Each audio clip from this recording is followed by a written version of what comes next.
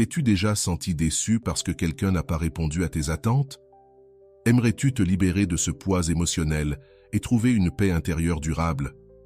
Dans cette vidéo, nous allons explorer comment le bouddhisme nous enseigne à vivre sans rien attendre des autres. Nous découvrirons comment le détachement et la compréhension de nos émotions peuvent nous conduire à une vie plus riche et plus épanouie. Accompagne-nous dans ce voyage vers la liberté émotionnelle et apprends à vivre avec sérénité sans dépendre des actions des autres. L'origine de la souffrance. Comprendre les attentes. Depuis notre plus jeune âge, on nous apprend à attendre quelque chose des autres. On attend que nos parents nous comprennent, que nos amis soient toujours là, que notre partenaire nous aime comme on le souhaite, que nos supérieurs reconnaissent nos efforts. Mais quand cela n'arrive pas, quand la réalité ne correspond pas à nos attentes, une douleur naît dans notre cœur. Parfois c'est de la tristesse, parfois de la colère, ou tout simplement de la déception. Le vrai problème n'est pas que les autres nous déçoivent. Le problème, c'est que nous attendions quelque chose d'eux.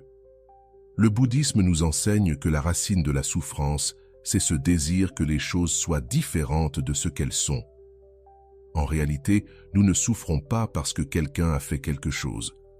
Nous souffrons parce que nous voulions qu'il fasse autre chose. Nous souffrons parce que nous avions imaginé une réaction, un mot, une attitude, et nous ne l'avons pas reçue. Notre esprit s'accroche à une idée de comment les choses devraient être, et quand ce scénario ne se réalise pas, quelque chose se brise en nous. Ce quelque chose n'a pas été brisé par l'autre, mais par nos propres attentes. Comprendre le fonctionnement de l'esprit. Il ne s'agit pas de ne plus rien ressentir. Il ne s'agit pas de devenir froid ou fermé. Il s'agit de comprendre comment fonctionne notre esprit. De voir clairement que chaque fois que nous attendons quelque chose de quelqu'un, nous lui remettons le pouvoir sur notre bonheur. Nous disons à l'autre, c'est toi qui décides si je vais bien ou non. Et ça, c'est dangereux, car personne n'a le pouvoir ni la responsabilité de nous rendre heureux. Cette mission n'appartient qu'à nous. Une histoire simple l'explique bien. Imagine que tu marches dans la rue, quelqu'un te bouscule, tu te retournes pour lui faire une remarque, et tu découvres que cette personne est aveugle. Te mettrais-tu en colère de la même manière? Probablement pas, parce que tu comprends que ce n'était pas intentionnel. Avant de continuer, je te serais reconnaissant si tu mets un j'aime à la vidéo, cela m'aiderait à continuer de diffuser cette philosophie. Si tu n'es pas encore abonné, je te recommande de t'abonner et d'activer la cloche pour ne manquer aucune vidéo. L'action est la même, tu as été bousculé. Mais ta réaction change quand tu comprends. C'est pareil avec la vie. Souvent, les gens n'agissent pas comme nous le souhaitons, non pas pour nous blesser, mais parce qu'ils sont eux-mêmes pris dans leur peur, leur lutte, leurs propres aveuglements. Et quand on comprend cela, la colère s'évapore. Vivre sans attente ne veut pas dire se résigner. Cela veut dire se libérer. C'est avancer dans la vie les yeux ouverts, en comprenant que chacun fait ce qu'il peut, à son propre niveau de conscience. Le monde ne tourne pas autour de nous, il n'est pas là pour satisfaire nos désirs. Et quand on arrête d'exiger que tout se déroule comme on le souhaite, on découvre la beauté de ce qui est déjà là.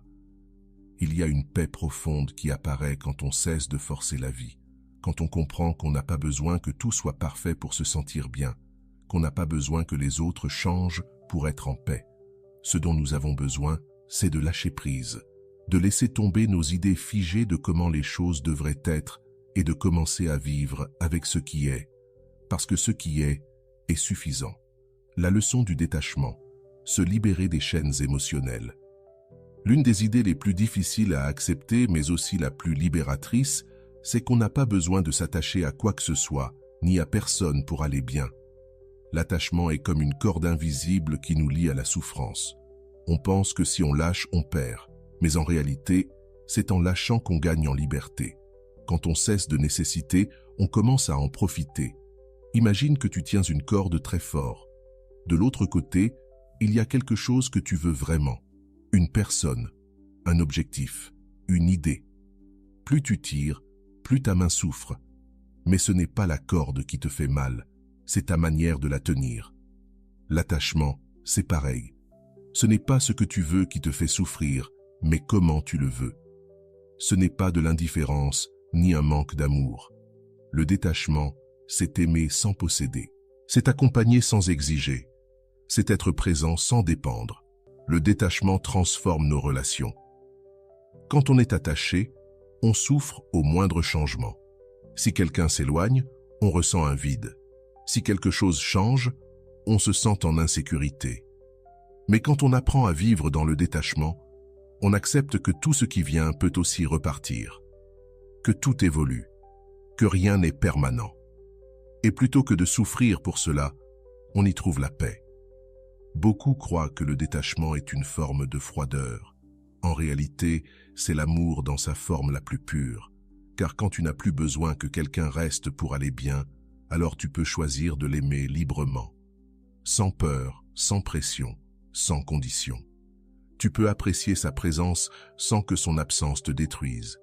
Tu peux valoriser ce que tu vis sans en devenir dépendant. Cela transforme nos relations, car on cesse de vouloir contrôler l'autre. On cesse de vouloir qu'il joue un rôle. On commence à le voir tel qu'il est, avec ses forces et ses faiblesses. On est là, non pas pour recevoir quelque chose, mais parce qu'on choisit d'être là. Et cela ne s'applique pas qu'aux relations humaines. Cela s'applique aussi à nos idées, nos plans, nos rêves. Lâcher prise pour accueillir. Parfois, on est tellement accroché à une vision de la vie, à un rêve spécifique, qu'au moindre changement, on s'effondre.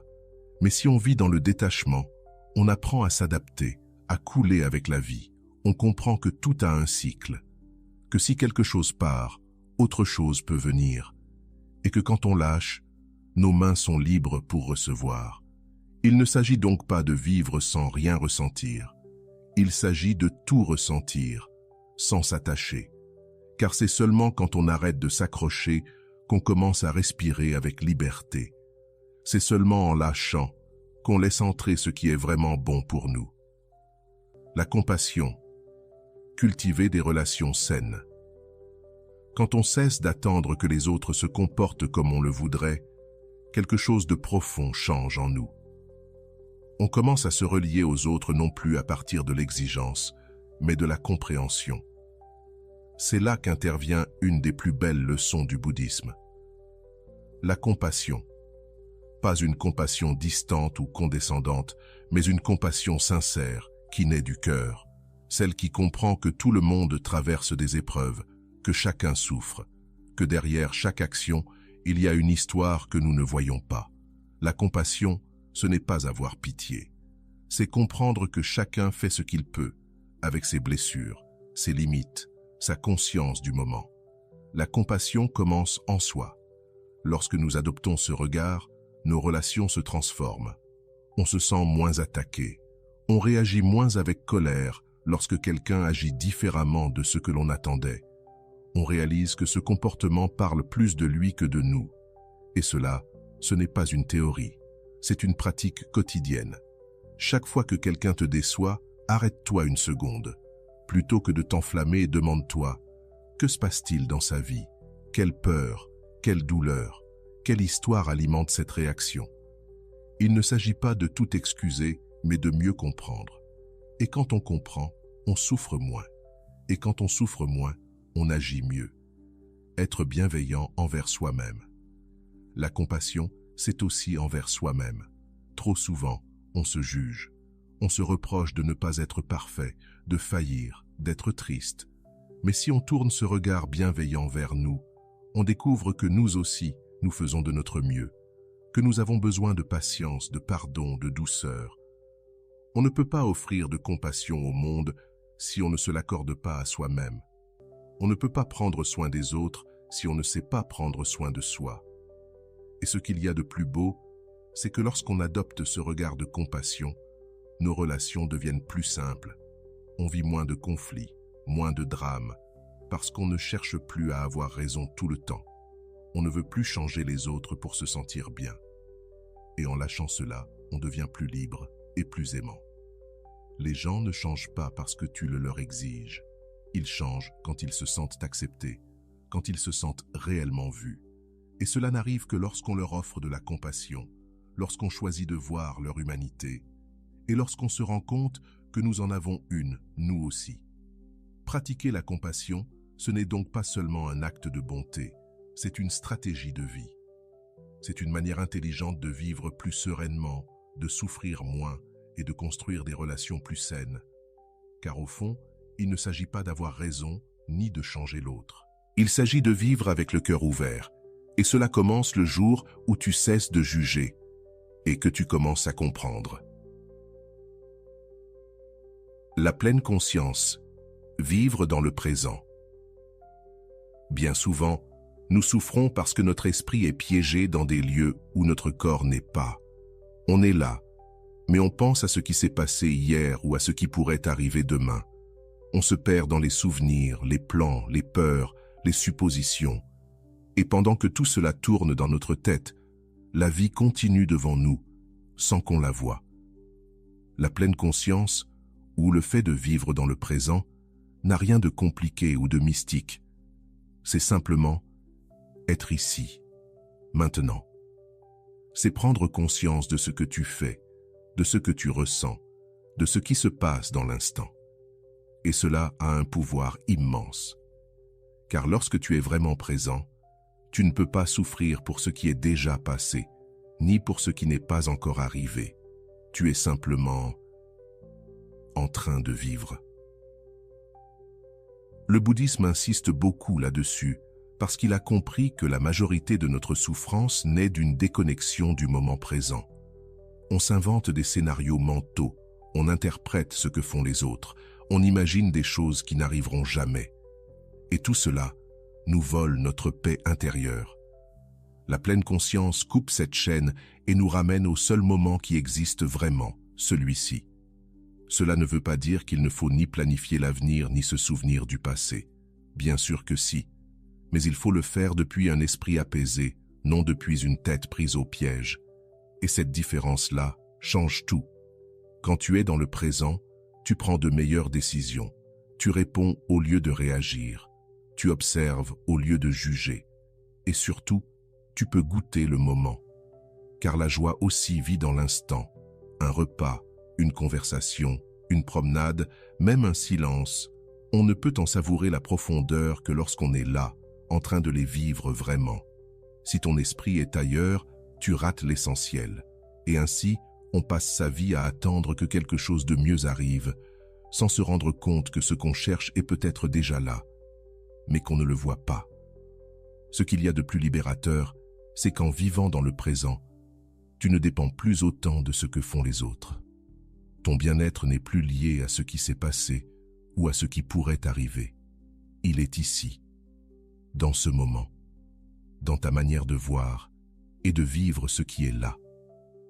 Si tu pratiques cela chaque jour, ne serait-ce que quelques minutes, tu verras ton esprit se calmer, tes émotions s'apaiser. Tu deviendras plus patient, plus serein, plus reconnaissant. Car le présent, même s'il semble banal, est rempli de cadeaux, qu'on va parfois trop vite pour remarquer. Alors voici une simple invitation. Quand tu manges, mange. Quand tu marches, marche. Quand tu parles, écoute. Quand tu respires, ressens l'air. Et quand tu es là, sois là. Car la paix ne se trouve ni dans le futur ni dans le passé. Elle est en toi, ici et maintenant. Le chemin vers la paix intérieure, dépasser la dépendance émotionnelle.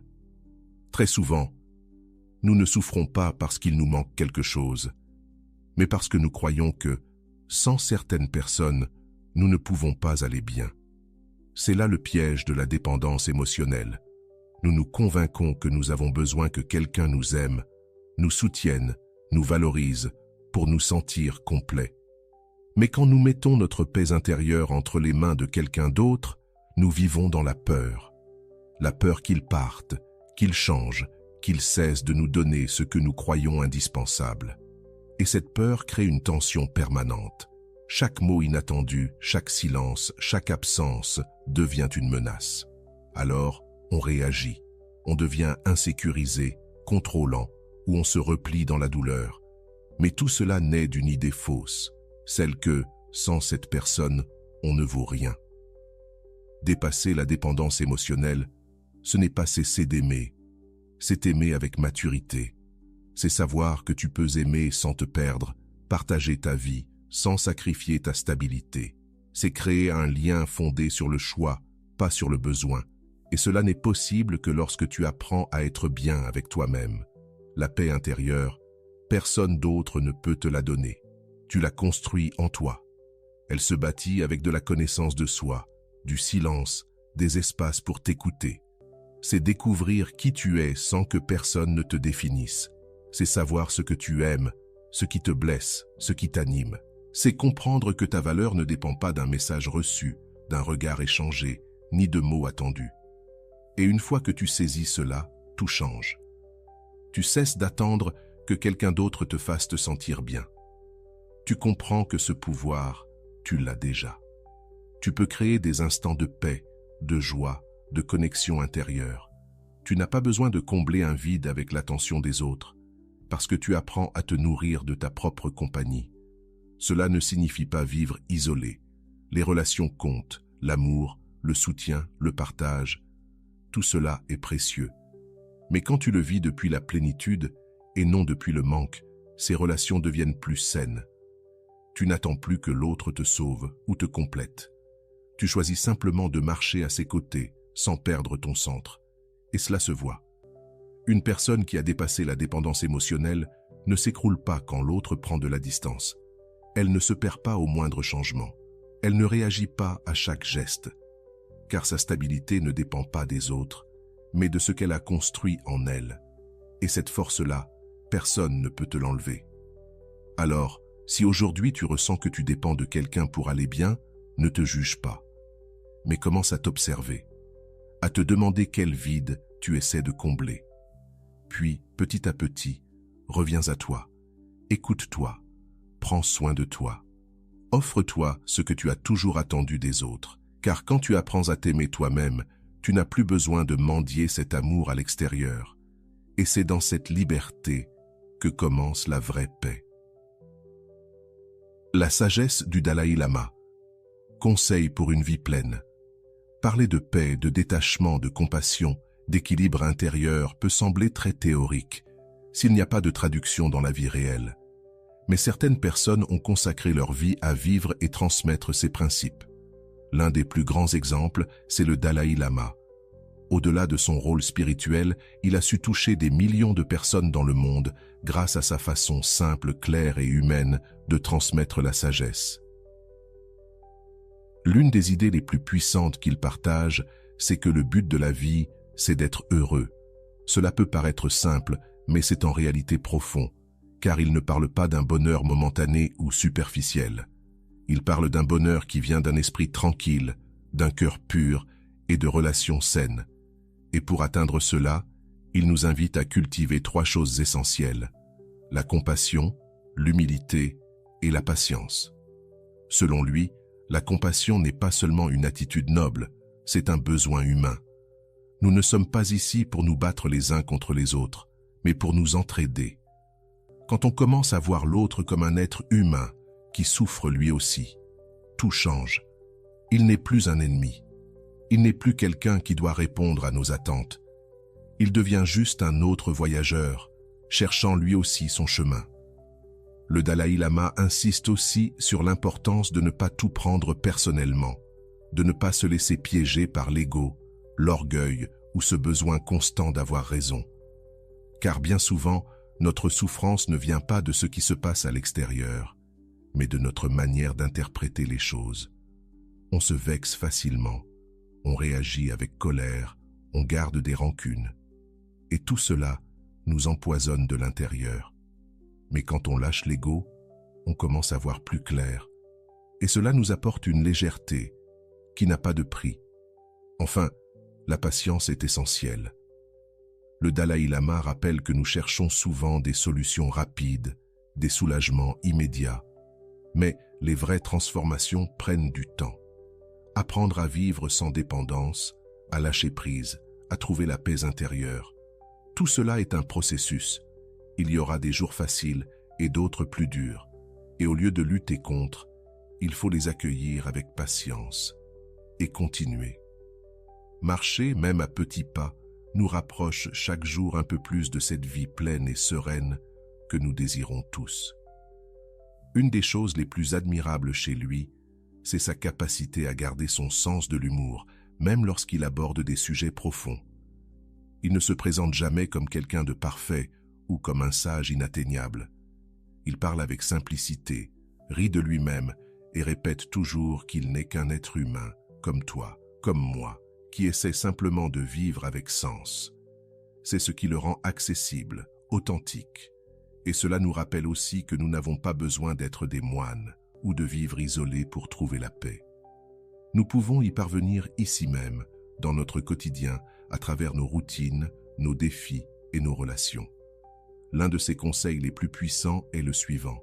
Si tu peux aider, fais-le. Si tu ne peux pas, au moins ne fais pas de mal. Cette phrase résume toute une philosophie. On pense souvent que pour avoir une vie pleine de sens, il faut accomplir de grandes choses. Mais en réalité, il suffit d'agir avec bonté, respect et empathie. Il suffit de bien traiter ceux qui nous entourent, d'être honnête, de choisir nos mots avec soin. Ces petits gestes répétés chaque jour construisent une vie pleine et apaisée. Le Dalai Lama parle aussi beaucoup de l'importance de prendre soin de notre esprit, de ne pas le saturer de bruit, de plaintes, de comparaisons. Il nous invite à méditer, à faire silence, à écouter notre monde intérieur. Même si nous ne méditons pas tous de la même manière, nous pouvons tous créer des instants de calme, des moments pour respirer, pour remercier, pour nous reconnecter à ce qui compte vraiment. Alors, si nous voulons mieux vivre, il n'est pas nécessaire de chercher des formules magiques. Il suffit de commencer par l'intérieur, en prenant soin de nos pensées, de nos émotions, de ce que nous offrons au monde. Il suffit de regarder l'autre avec compassion et de nous regarder nous-mêmes avec patience. Comme il le dit si bien, la paix commence en soi, et de là, elle rayonne dans le monde. Appliquer les enseignements dans la vie quotidienne, étape pratique. Comprendre ces idées est une chose, les mettre en pratique en est une autre, car c'est quand la vidéo s'éteint, quand la routine revient, quand une réponse se fait attendre ou qu'un imprévu surgit, que tout cela est vraiment mis à l'épreuve. Voyons donc comment appliquer concrètement ces enseignements, car s'ils ne vivent pas dans le quotidien, ils ne sont que des mots. Première étape, observe tes attentes. Il ne s'agit pas de les éliminer du jour au lendemain, ce ne serait pas réaliste. Il s'agit de les rendre visibles. Demande-toi souvent, qu'est-ce que j'attends de cette personne? Qu'est-ce que je veux qu'il se passe? Et si cela n'arrive pas, que se passera-t-il? Rien qu'en faisant cet exercice, tu prends conscience du nombre de fois où tu attends que le monde corresponde à tes désirs. Ce n'est pas mal en soi, mais si tu ne le vois pas clairement, cela devient une source constante de souffrance. Deuxième étape, reviens au présent. Fais-le simplement. Quand ton esprit part dans le futur avec anxiété ou dans le passé avec tristesse, arrête-toi. Respire. Regarde autour de toi. Connecte-toi à ce que tu fais. Si tu bois un café, savoure-le. Si tu écoutes quelqu'un, écoute vraiment. L'esprit a besoin d'ancrage et tu peux en être l'encre chaque fois que tu choisis d'être ici, maintenant. Troisième étape. Lâche le besoin de tout contrôler. Accepte que tu ne peux pas changer les gens, que tu ne peux pas contrôler leurs réactions, leurs émotions ni leurs pensées. Ce n'est pas de la résignation, c'est de la liberté. Car lorsque tu cesses de vouloir tout diriger, tu te détends. Et lorsque tu te détends, tu peux agir avec sérénité, choisir tes mots, tes gestes, ton énergie. Quatrième étape. Soigne ton dialogue intérieur. Tu ne peux pas vivre en paix si ton esprit est un lieu hostile, si tu te parles mal, si tu te juges sans cesse, si tu ne t'autorises pas à échouer. Change cela. Parle-toi comme à quelqu'un que tu aimes, avec patience, douceur et compassion. Si ton esprit devient ton refuge, tu n'auras plus autant besoin des autres pour te sentir bien. Cinquième étape. Entoure-toi de personnes qui élèvent. Personne ne peut grandir dans un environnement qui le tire constamment vers le drame, la critique ou la plainte. Il ne s'agit pas de couper tous les liens, mais de protéger ton énergie. Cherche des personnes qui sont elles aussi en chemin, qui t'inspirent, qui t'écoutent sans te juger, qui te poussent à être meilleur, sans te demander d'être parfait. 6e étape, pratique le détachement au quotidien. Tu n'as pas besoin de grands gestes. Il suffit de ne pas répondre tout de suite à un message, de ne pas exiger une réponse immédiate, de ne pas rechercher une validation constante. Laisse de l'espace. Permets aux choses de se réorganiser sans ton intervention. Et tu verras que le monde continue de tourner, même sans que tu le pousses. 7e étape, sois reconnaissant. La gratitude est l'une des pratiques les plus transformatrices. Quand tu remercies, tu cesses de te concentrer sur ce qui te manque et tu commences à voir ce que tu as déjà. Même si c'est peu. Si tu respires, si quelqu'un t'écoute, si tu peux admirer le ciel, tu possèdes déjà quelque chose de précieux. La gratitude te connecte à l'abondance et apaise le besoin constant de plus. 8e et dernière étape, sois patient avec toi-même. Tout cela ne s'apprend pas en un jour. Il y aura des moments où tu retomberas dans tes anciennes attentes, où tu te frustreras, où tu réagiras. Et c'est normal. L'important, c'est que tu reviennes de plus en plus vite vers toi, que tu t'observes avec plus de clarté, que tu lâches prise plus rapidement, car chaque pas vers l'intérieur transforme ta manière d'être au monde. Au fond, il ne s'agit pas de devenir quelqu'un d'autre. Il s'agit de revenir à ce qui a toujours été là, mais que tu avais oublié sous le poids de tes attentes. Ta paix, ton équilibre, ta liberté émotionnelle, tout cela est déjà en toi. Réflexion finale. Le pouvoir de vivre sans attendre quoi que ce soit de personne. Quand tu lâches les attentes, ce qui reste, c'est la réalité telle qu'elle est, sans fioriture, sans exigence, sans fantasme. Et même si au début, cela peut sembler un peu froid, tu découvres vite qu'il y a dans cette réalité une liberté plus grande que tu ne l'aurais jamais imaginée. Car tant que tu vis en attendant que les autres te rendent heureux, tu restes prisonnier d'une montagne russe émotionnelle qui ne s'arrête jamais. Un jour, tout va bien parce que quelqu'un t'a dit quelque chose de gentil. Le lendemain, tout s'écroule parce qu'il ou elle n'a pas agi comme tu l'espérais. Et ainsi passent les jours et passe la vie. Mais un jour, tu comprends que personne n'est obligé de te donner ce que tu attends. Et que toi non plus, tu n'es pas obligé de porter les désirs de quelqu'un d'autre. Alors, quelque chose se relâche à l'intérieur. Et là commence la transformation. Car tu te mets à vivre plus léger. Tu n'as plus besoin d'analyser en permanence ce que les autres font ou disent. Tu ne cherches plus à évaluer constamment si quelqu'un t'aime suffisamment, s'il te valorise, s'il te répond comme tu le veux. Tu es juste présent. Et à partir de là, tu peux vraiment aimer. Vivre sans rien attendre de personne, ce n'est pas se couper des autres, c'est se relier depuis un espace de liberté. C'est pouvoir regarder quelqu'un et lui dire « J'aime ta présence ici, mais si un jour tu choisis de partir, je saurai aller bien. » C'est apprécier les gens qui t'entourent, sans placer ton bien-être entre leurs mains. C'est marcher aux côtés des autres sans perdre ton propre rythme.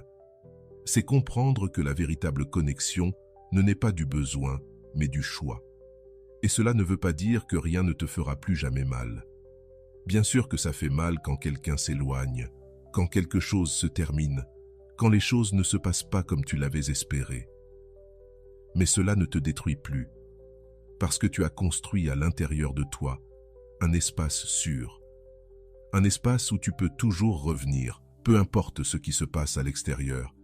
Et cet espace te donne une paix qui ne dépend ni de quelqu'un, ni de quoi que ce soit. Sur ce chemin, tu devras lâcher beaucoup de choses. Tu devras abandonner certaines idées, certaines relations, certains automatismes. Mais ce que tu gagneras sera bien plus grand. Tu gagneras en présence, en clarté, en paix. Tu gagneras une vie dans laquelle tu es le véritable protagoniste et non les réactions des autres. Une vie dans laquelle tu choisis comment te sentir, comment répondre, comment vivre, et c'est l'une des plus grandes formes de liberté que tu puisses atteindre. Alors, si aujourd'hui tu es à un moment de ta vie où tu sens que tu dépends trop de quelqu'un, que tout ce que l'autre fait ou ne fait pas te bouleverse, que tu vis en attendant quelque chose qui ne vient jamais, alors arrête-toi, regarde-toi avec honnêteté, pas pour te juger, mais pour commencer à te libérer. Car tu n'as pas besoin de rester coincé dans ce cycle. Tu peux commencer à lâcher, doucement. Tu peux commencer à construire ton centre. Tu peux commencer à vivre depuis la paix et non depuis le manque. Et chaque fois que tu sentiras que tu recommences à attendre, rappelle-toi ceci. Ta valeur ne dépend pas de la façon dont on te traite. Ton bien-être ne dépend de personne. Ta paix t'appartient. Et personne ne peut te l'enlever, sauf si tu choisis de la leur donner. Merci d'être resté jusqu'ici. Si cette vidéo t'a fait réfléchir, si elle t'a apporté des outils, si elle t'a aidé à voir les choses autrement, je t'invite à t'abonner à la chaîne. Il y a encore tellement de sujets à explorer ensemble. Et si quelque chose de ce que tu as entendu a résonné en toi, laisse un commentaire. On adore te lire. Raconte-nous ton expérience, ce que tu es en train d'apprendre, ce que tu es en train de lâcher. Parce que cet espace n'est pas seulement fait pour écouter, il est là pour partager, pour grandir, pour s'accompagner. On se retrouve dans la prochaine vidéo. Et en attendant, n'attends rien. Vis tout.